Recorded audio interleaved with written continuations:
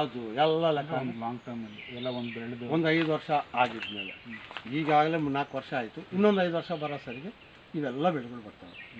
ನಾನೇನು ಹೇಳ್ತೀನಿ, ನಮ್ಗೆ 10 ಲಕ್ಷ ಬಂದರೆ ಸಾಕಂತೀನಿ 4 ಎಕರೆದಲ್ಲಿ.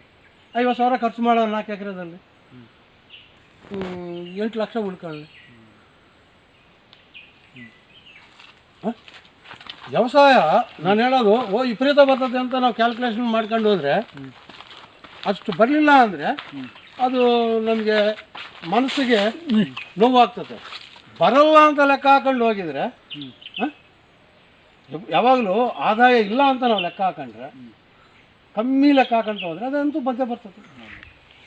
ಇಲ್ಲಿ ಯಾವ್ದಾದ್ರು ಒಂದು ಪರಿಸರದ ಎಕ್ಸ್ಟ್ರೀಮಿಸಮ್ ಅಂದರೆ ಯಾವುದೋ ಮಳೆ ಬರದೇ ಇರೋ ಕಾಲ, ಅದು ತುಂಬ ಈಗ ಲಾಸ್ಟ್ ಇಯರ್ 6 ತಿಂಗಳು ಮಳೆ ಇಲ್ಲ.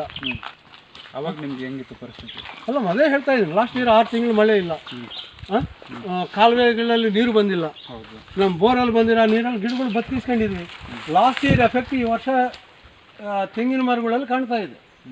ಏನಂದರೆ ಕಾಯಿಗಳು ಕಮ್ಮಿ ಆಗಿದೆ, ಎಳ್ನೀರು ಕಮ್ಮಿ ಆಗಿದೆ. ಇಲ್ಲಾಂದರೆ ಈ ಟೈಮಲ್ಲಿ ಎಳ್ನೀರೆಲ್ಲ 15-20 ರೂಪಾಯಿ ಇರಬೇಕು. 60 ರೂಪಾಯಿ ಕಾರಣ ಅದೇ. 60 ರೂಪಾಯಿ ಯಾಕಾಗಿದೆ ಅಂದರೆ ಕಾರಣ ಅದೇ, ಲಾಸ್ಟ್ ಇಯರ್ ಎಫೆಕ್ಟ್. ನಾನೇನು ಹೇಳ್ತೀನಿ ಅಂದ್ರಮ್ಮ, ನಾನು ಆ ಎಫೆಕ್ಟ್ಗಳ ಬಗ್ಗೆ ನಾವು ಯೋಚನೆ ಮಾಡೋದೇ ಬೇಡ.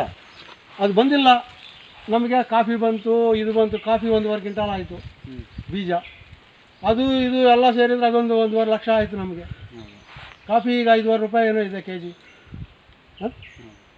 ಅದೊಂದು ಲಕ್ಷ ಬಂತು. ಮೆಣಸು ಪಣಸು ಎಲ್ಲ ಸೇರಿದರೆ ಎಳ್ನೀರು ಕಮ್ಮಿ ಆಯಿತು, ಇದು ಬಂತಲ್ವ.